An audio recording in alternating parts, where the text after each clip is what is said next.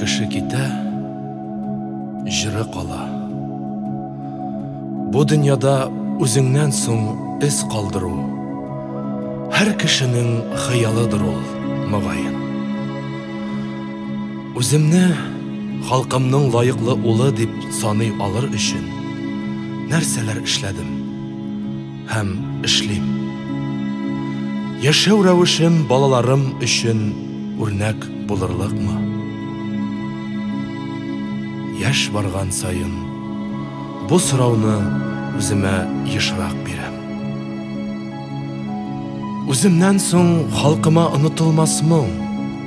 Сагынып сөйләрлек хатирә, киләчәк буыннар искә алып җырларлык җырлар калдыра алсам, мин бәхетле. Киңәшләрем, тормыш тәҗрибәм балаларыма ярдәм итсә, димәк, дөньяда юкка яшәмим. Кеше китә, кылган гамәлләре кала. Балаларыбызга үзебездән соң нинди ядкәр калдырабыз? Торган җиребез, яшәгән планетабыз нинди хәлдә кала?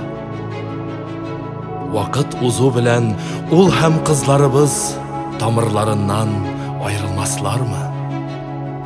Туган телләрен хөрмәт итеп, чын татар булып яши алырлармы? Әлбәттә, телне, гырыф-гадәтләребезне, милләтне аерым бер кеше генә саклап кала алмый. Бердәм көч кирәк.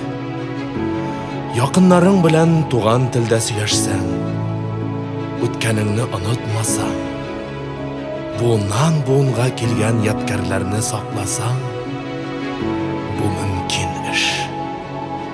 Менә хәзер шушы минутта залда утыруыгыз, татар җырын тыңлауыгыз, татарча уйлауыгыз инде үзе үк зур бер өлеш.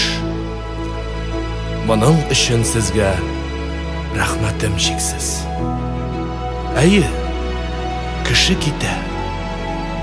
Үзе белән шыплап тулган гамәл дәфтәрен алып, юлга кузгала.